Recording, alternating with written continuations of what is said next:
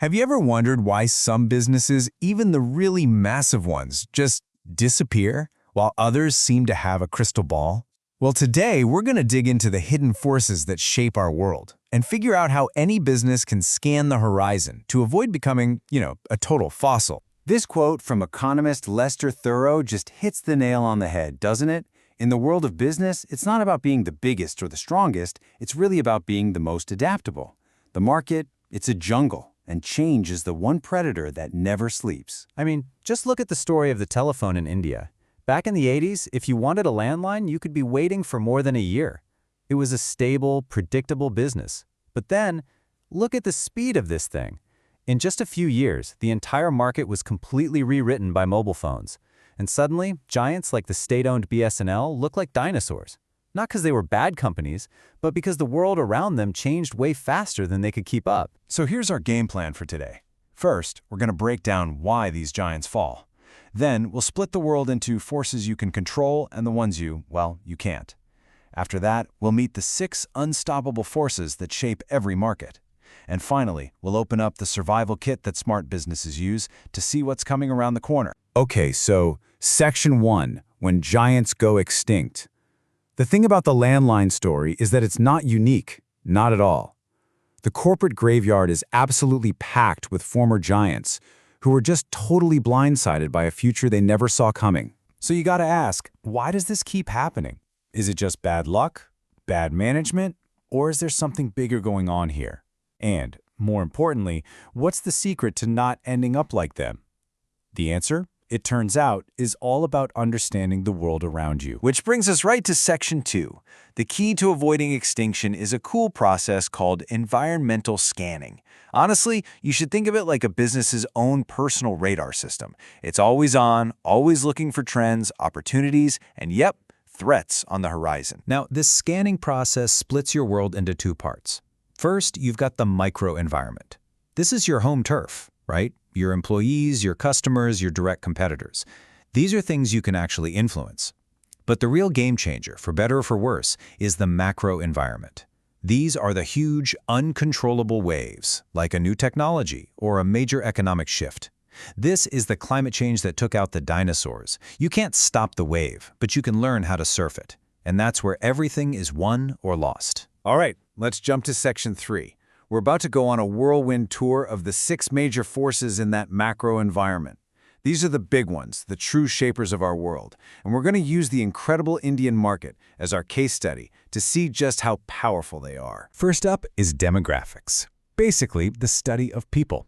Now check this out. If you boiled the entire planet down to a village of just 100 people, a whopping 60 of them would be Asian. Right away, that gives you a totally new perspective on where the sheer weight of humanity, and let's be honest, potential customers, really is. And if we zoom in on India, the number you have to know is 29. That was the average age in 2020. Think about that compared to 37 in China or 48 in Japan. So what does that really mean for a business?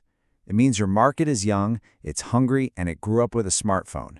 The things they expect from products and services are just fundamentally different. The second force is the economic one.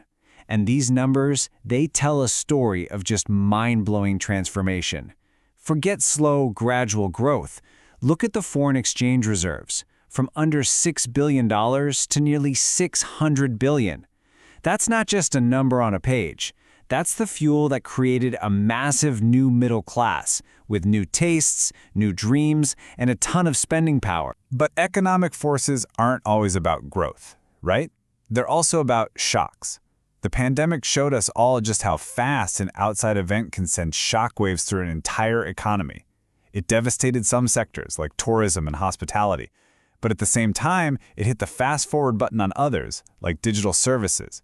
The businesses that weren't ready for that kind of shock, well, they really struggled. Our third force is sociocultural. This one's all about our beliefs, our values, our lifestyles, and there's this really fascinating idea here called the bottom of the pyramid, or BOP. It describes the largest but also the poorest group of people in any society. And for a very long time, businesses just ignored them. But the really smart ones, they see a massive, untapped market. So how do you actually serve the bottom of the pyramid? Well, just look at the Aravind eye care system. Their model is nothing short of genius. They saw a massive number of people who needed help, and instead of thinking they can't pay, they thought, look at that volume. By serving everybody, they created these incredible economies of scale. The paying patients actually subsidize care for the other half. And that's not charity. That is a brilliant, world-class business model built on a deep understanding of the local culture. Okay, our fourth force is the natural world. This is the one that companies tend to forget about right up until it's too late. We're talking about real physical limits. Imagine you're a company that depends on cheap water, and suddenly you're facing a 10-year drought.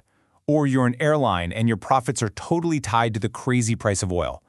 These aren't just abstract ideas. They're real threats to survival, written by Mother Nature herself. And now for our fifth force, and maybe the most dramatic of all, technology.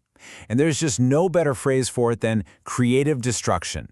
This is the market's meteorite. It's the process where some new innovation comes along and just completely dismantles an old industry to create something brand new. It is exactly what happened to the landline. And you live with this every single day. Every time you stream a movie, you're basically standing on the ruins of the video rental store. That smartphone in your pocket, it's not just a phone. It's the conqueror of cameras, maps, calculators, you name it.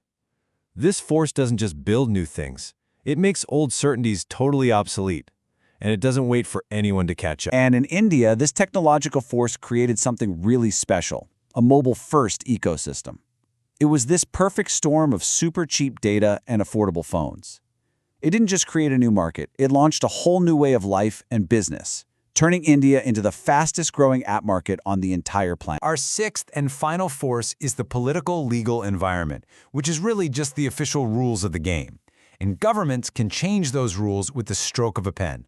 I mean, look at a corporate tax cut from 30% down to 22%. That's not just a boring headline. That's a direct shot of cash into thousands of companies, changing their plans for hiring, for investing, for everything, literally overnight. So, that brings us to our final section. We've just seen these 6 huge, uncontrollable forces. So how in the world does a business keep track of all this stuff and turn all that noise into a winning strategy? The answer is the final piece of our survival kit, and that tool is called marketing research. Now, the most important word here is systematic. This isn't about a few smart people sitting in a room and guessing what's going to happen. No. It's about building a solid process to turn all those fuzzy signals from the outside world into hard data that you can actually use. It's the difference between astrology and astronomy. And this process right here is the engine that drives adaptation. You can think of it like a detective solving a crime. You start with the mystery.